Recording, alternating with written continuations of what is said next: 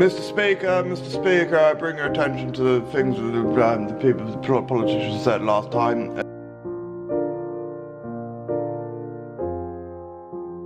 It was hardly necessary, he hoped, for him to state to the House that there was something very peculiar in the present time as connected with this unfortunate subject. Gentlemen could not but recollect that the 1st of January 1796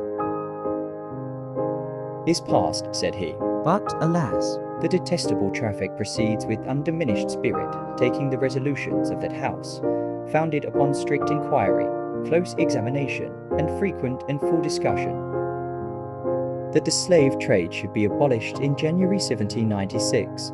For his grounds, he stood upon a foundation that could not be shaken.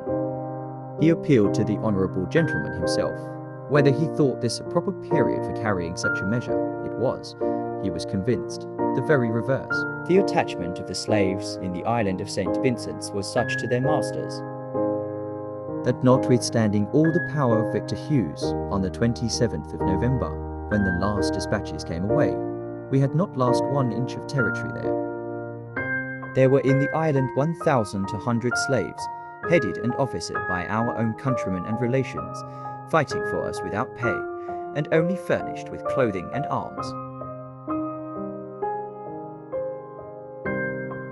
60 of which, Sir William Young said, belonged to him. Their loyalty and attachment was such as to entitle them to emancipation, if they wished it. But if they were emancipated, they must leave their cottages and their masters, when no further supply of slaves would be imported from Africa.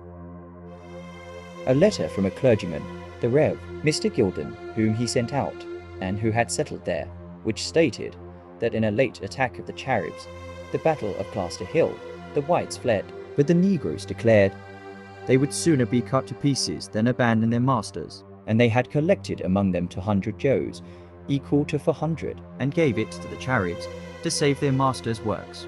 But after Victor Hughes received it, he destroyed the plantations, and lopped of the limbs of the slaves for not joining him.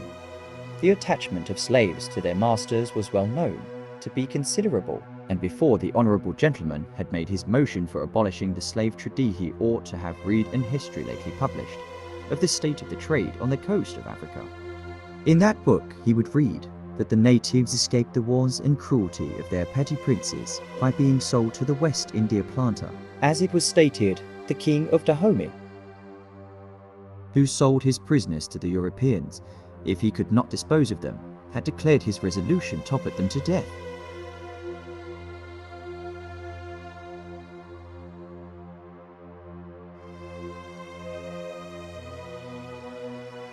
By the time the convoy reached Portsmouth in October 1796, at least 268 prisoners and 100 British soldiers had died. In total, 2,512 prisoners had survived the journey, recorded by the Admiralty as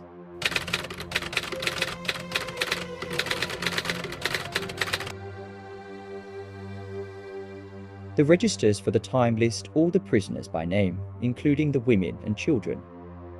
Many would once have been slaves working on the plantations, others were from the free black and mixed race communities on the islands.